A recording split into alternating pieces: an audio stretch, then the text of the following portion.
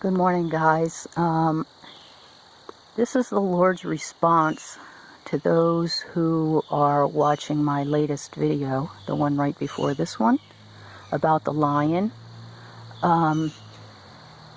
He gave me this years ago when the leaders in the church did not believe what was happening with me. They told me I was deceived.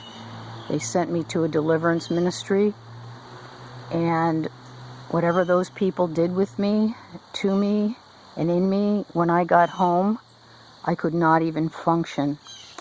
I laid in my bed, and the Lord, I was on a Christian music station. It wasn't rock. It wasn't the music we're listening to now. It was soft Christian music, and the Lord hand chose every song that played to strengthen me. I couldn't even move. I felt like my insides were raw hamburger. And as He strengthened me, eventually I was able to get up out of bed, and I began to dance for Him. And He led me over to the window where I had to open the window, and I had to blow out and roar out everything that the deliverance people had put in me. And when He was all done cleansing me, I heard Him say, "Will my people never learn?"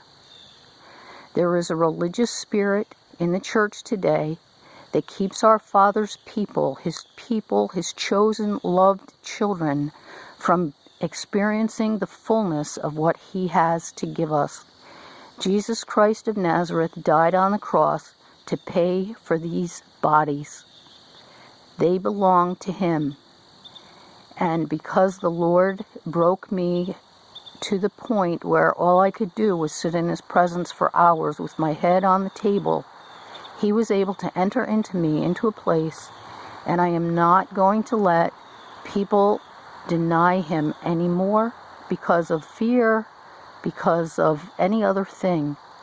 I am ready to walk with Him any way He wants me to. It's strange, it's odd, but here is the response He gave me to share with you guys, those of you who doubt the work that He's doing in me and many others who are hidden right now.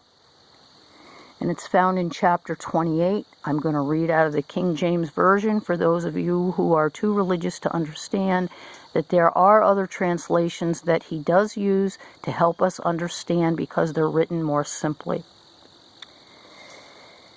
Woe to the crown of pride, to the drunkards of Ephraim, whose glorious beauty is a fading flower, which are on the head of the fat valleys of them that are overcome with wine.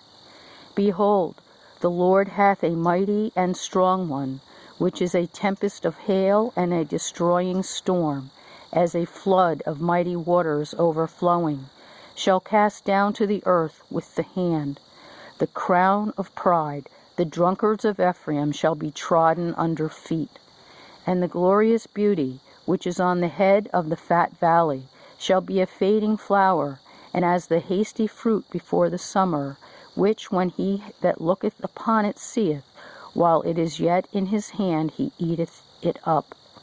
In that day shall the Lord of hosts be for a crown of glory, and for a diadem of beauty, unto the residue of His people, and for a spirit of judgment to him that sitteth in judgment, and for strength to them that turn the battle to the gate. But they also have erred through wine, and through strong drink are out of the way. The priest and the prophet have erred through strong drink. They are swallowed up of wine. They are out of the way through strong drink. They err in vision. They stumble in judgment. For all tables are full of vomit and filthiness, so that there is no place clean.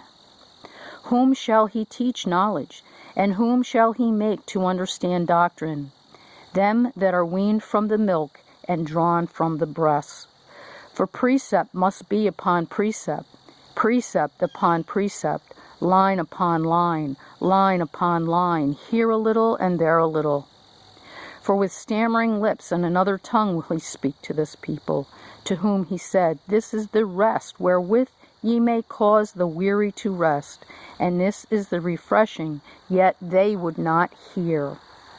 But the word of the Lord was unto them precept upon precept, precept upon precept, line upon line, line upon line, here a little and there a little, that they may go and fall backward and be broken and snared and taken. Wherefore hear the word of the Lord, ye scornful men that rule this people which is in Jerusalem. Because ye have said, we have made a covenant with death, and with hell are we at agreement. When the overflowing scourge shall pass through, it shall not come unto us, for we have made lies our refuge, and under falsehood have we hid ourselves. Therefore thus saith the Lord God, Behold, I lay in Zion for a foundation a stone, a tried stone, a precious cornerstone, a sure foundation. He that believeth shall not make haste. Judgment also will I lay to the line, and righteousness to the plummet. And the hail shall sweep away the refuge of lies, and the waters shall overflow the hiding place. And your covenant with death shall be disannulled, and your agreement with hell shall not stand. When the overflowing scourge shall pass through, then ye shall be trodden down by it. From the time that it goeth forth it shall take you, for morning by morning shall it pass over, by day and by night, and it shall be a vexation only to understand the report. For the bed is shorter that a man can stretch himself on it, and the covering narrower than he can wrap himself in it. For the Lord shall rise up as in Mount Perazim, he shall be wroth as in the valley of Gibeon, that he may do his work, his strange work, and bring to pass his act, his strange act. Now therefore be ye not mockers, lest your bands be made strong. For I have heard from the Lord God of hosts a consumption, even determined upon the whole earth. Give ye ear, and hear my voice, hearken, and hear my speech. Doth the plowman plow all day to sow? Doth he open and break the clods of his ground? When he hath made plain the face thereof, doth he not cast abroad the fitches, and scatter the cumin, and cast in the principal wheat, and the appointed barley, and the rye in their place? For his God doth instruct him to discretion, and doth teach him.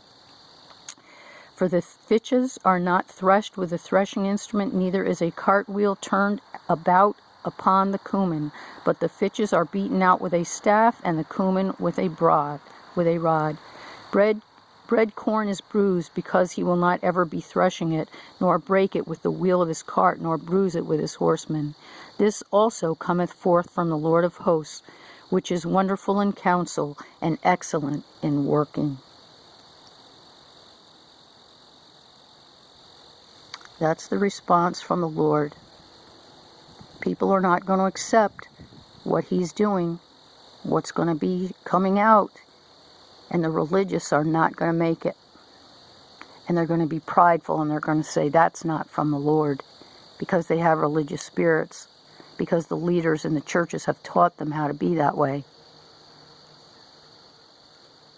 I love you guys. Shalom.